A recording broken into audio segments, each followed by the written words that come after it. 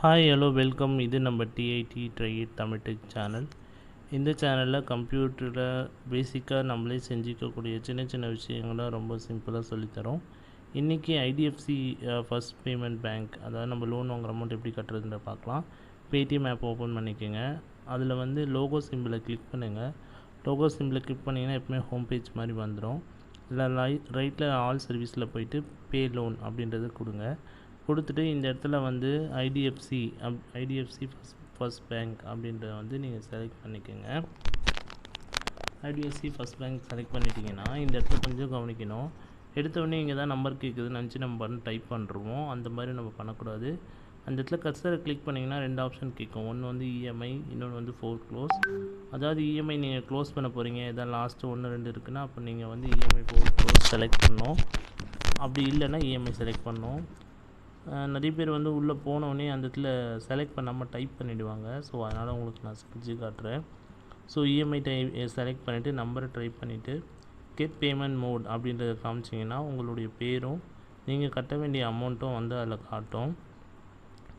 இப்போ வந்து நீங்கள் ஆல்ரெடி ஒரு லோன் கட்டாமல் விட்டு அதுக்கு ஏதாவது ஃபைன் போட்டிருப்பாங்க, இல்லை செக் பேலன்ஸ் அதுக்கு ஏதாவது கேன்சல் ஆகிருக்கும், அதுக்கு ஃபைன் போட்டிருப்பாங்க.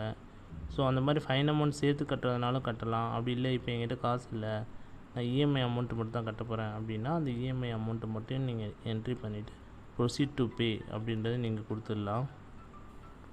ஸோ ப்ரொசீட் டு பே கொடுத்ததுக்கப்புறம் ஒருவேளை உங்களுக்கு ஆஃபர் கூட ஏதாவது கிளிக் பண்ணலாம். அப்படி இல்லைன்னா நீங்கள் நெட் பேங்கிங்கோ டெபிட் கார்டோ யூபிஐ யூஸ் பண்ணி பே பண்ணிடலாம். நான் SBI செலக்ட் பண்ணி பேமெண்ட் பண்ண போகிறேன். So SBI user name password போட்டு நம்ம மொபைல் நம்பருக்கு ஒரு OTP வரும்.